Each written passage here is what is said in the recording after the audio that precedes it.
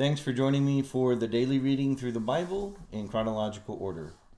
We are in Genesis 35 today in the Christian Standard Bible, and I'm apologizing for making this video later in the day, but thank you for your patience.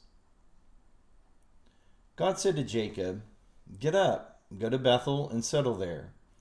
Build an altar there to the God who appeared to you when you fled from your brother Esau." So Jacob said to his family and all who were with him, "Get rid of the foreign gods that are among you. Purify yourselves and change your clothes. We must get up and go to Bethel. I will build an altar there to the God who answered me in the day of my distress. He has been with me everywhere I have gone." Then they gave Jacob all their foreign gods and their earrings, and Jacob hid them under the oak near Shechem. When they set out, a terror from God came over the cities around them, and they did not pursue Jacob's sons. So Jacob and all who were with him came to Luz, that is Bethel, in the land of Canaan. And Jacob built an altar there, called the place El Bethel, because it was there that God had revealed himself to him when he was fleeing from his brother. Deborah, the one who had nursed and raised Rebekah, died and was buried under the oak south of Bethel, and so Jacob named it Alan Bakuth. God appeared to Jacob again after he returned from Padan Aram, and he blessed him.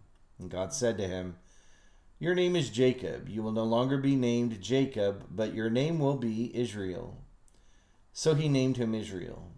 And God also said to him, "I am God Almighty. Be fruitful and multiply. A nation, indeed an assembly of nations, will come from you, and kings will descend from you.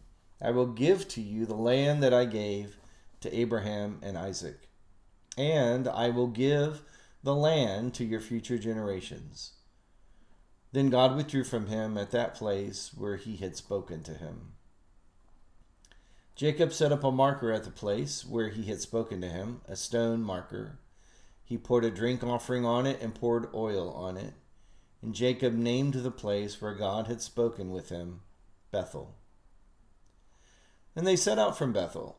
And when they were still some distance from Ephrath, Rachel began to give birth, and her labor was difficult. And during her difficult labor, the midwife said to her, "Don't be afraid, for you have another son." And with her last breath, for she was dying, she named him Ben-Oni, but his father called him Benjamin. And so Rachel died and was buried on the way to Ephrath, that is Bethlehem. And Jacob set up a marker on her grave. It is the marker at Rachel's grave still today. Israel set out again and pitched his tent beyond the Tower of Eder. While Israel was living in that region, Reuben went in and slept with his father's concubine Bilhah, and Israel heard about it. Jacob had 12 sons. Leah's sons were Reuben, Jacob's firstborn, Simeon, Levi, Judah, Issachar, and Zebulun. Rachel's sons were Joseph and Benjamin. The sons of Rachel's slave Bilhah were Dan and Naphtali. The son of Leah's slave Zilpah were Gad and Asher. These are the sons of Jacob who were born to him in Padan Aram. So Jacob came to his father Isaac at Mamre in Kiriath Arba, that is Hebron, where Abraham and Isaac had stayed. Isaac lived 180 years. He took his last breath and died, and was gathered to his people, old and full of days. His sons Esau and Jacob buried him. These are the family records of Esau, that is Edom. Esau took his wives from the Canaanite women, Adah, daughter of Elon the Hethite, Oholibamah, daughter of Anna and granddaughter of Zibeon the Hivite, and Basemath, daughter of Ishmael and sister of Nabaoth. Adah bore Eliphaz to Esau. Basemath bore Reuel, and Oholibamah bore Jeush, Jalam, and Korah. These were Esau's sons, who were born to him in the land of Canaan. Esau took his wives, sons, daughters, and all the people of his household, as well as his herds, all his livestock, and all the property he had acquired in Canaan. And he went to a land away from his brother Jacob, for their possessions were too many for them to live together. and because of their herds, the land where they stayed could not support them. So Esau, that is Edom, lived in the mountains of Seir. These are the family records of Esau, father of the Edomites, in the mountains of Seir. These are the names of Esau's sons: Eliphaz, son of Esau's wife Adah, and Reuel, son of Esau's wife Basemath. The sons of Eliphaz were Teman, Omar, Zephu, Gatam, and Kenaz. Timnah, a concubine of Esau's son Eliphaz, bore Amalek to Eliphaz. These are the sons of Esau's wife Adah. These are Reuel's sons: Nahath, Zerah, Shammah, and Mizah. These are the sons of Esau's wife Basemath. These are the sons of Esau's wife Oholibamah, daughter of Anna and granddaughter of Zibeon. She bore Jeush, Jalam, and Korah to Edom. These are the chiefs among Esau's sons. And the sons of Eliphaz, Esau's firstborn: chief Teman, chief Omar, chief Zepho, chief Kenaz, chief Korah, chief Gatam, and chief Amalek. These are the chiefs descended from Eliphaz in the land of Edom. These are the sons of Adah. These are the sons of Reuel, Esau's sons: chief Nahath, chief Zerah, chief Shammah, and chief Mizah. These are the chiefs descended from Reuel in the land of Edom. And these are the sons of Esau's wife Basemath. These are the sons of Esau's wife Oholibamah: chief Jeush, chief Jalam, and chief Korah. These are the chiefs descended from Esau's wife Oholibamah, daughter of Anna. These are the sons of Esau, that is Edom, and these are their chiefs.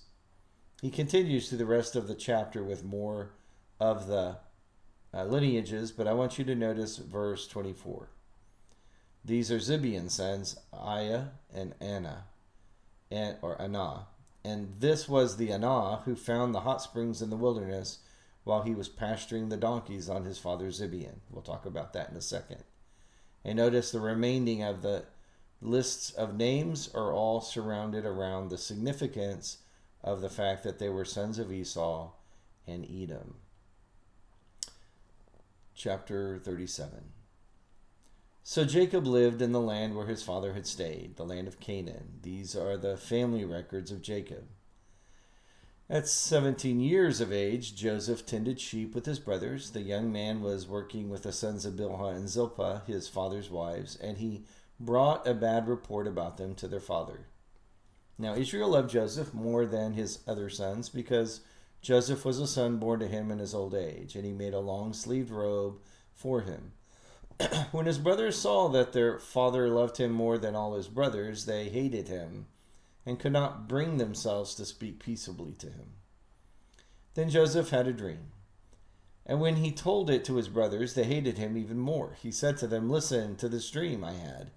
There we were, binding sheaves of grain in the field. Suddenly my sheaf stood up, and your sheaves gathered round it and bowed down to my sheaf."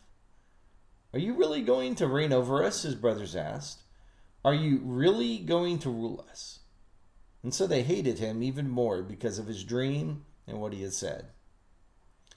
Then he had another dream and told it to his brothers. "Look," he said, "I had another dream, and this time the sun, the moon, and the 11 stars were bowing down to me."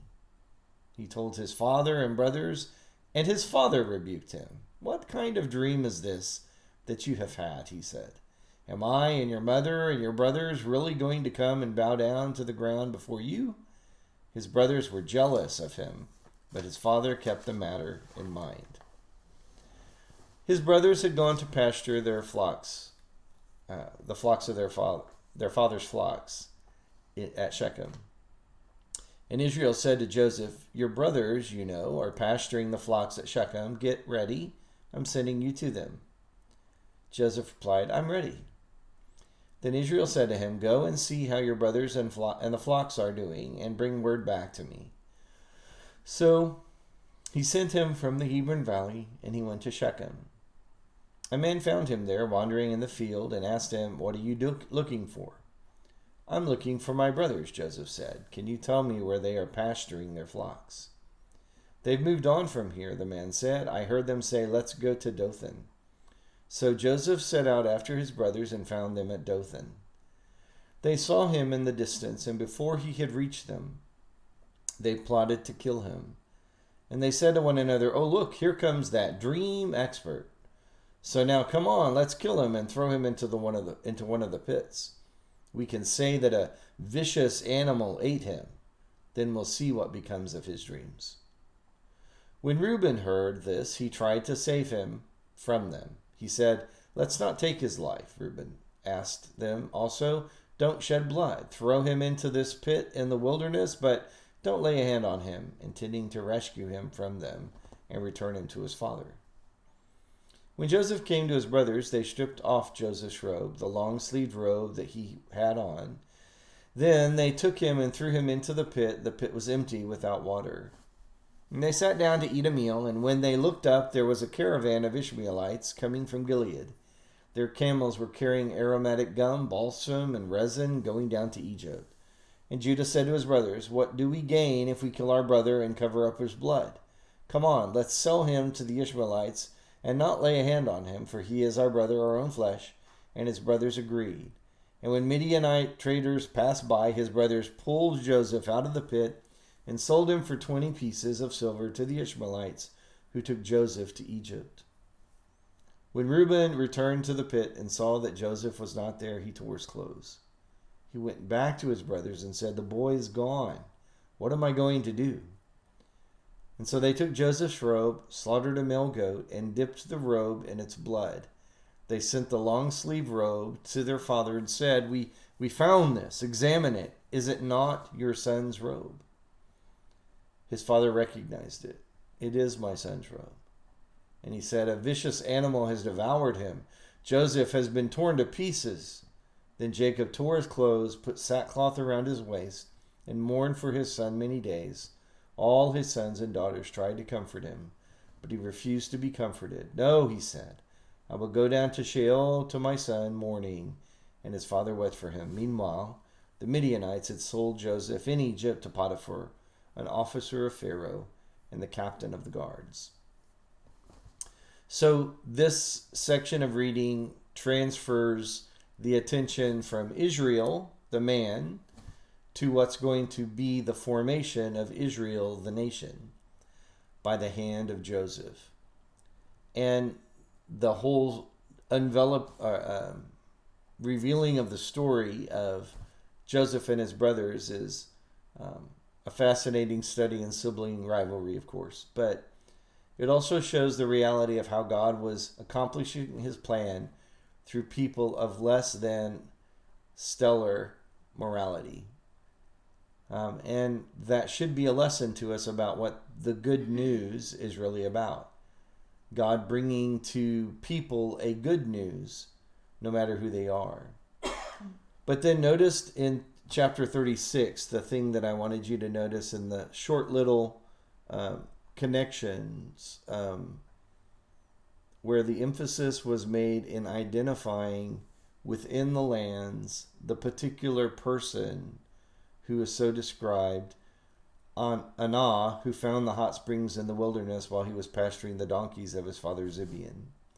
Why that little detail is shown to us in Moses' narrative is probably speculative on my part, but yet it still is important, at least in my judgment, that when Moses is writing Genesis, he's writing Genesis to the generation of his people who would have been exposed to the areas that are being described and the markings that will be remembered by the nation when they go back to this land that is promised to them.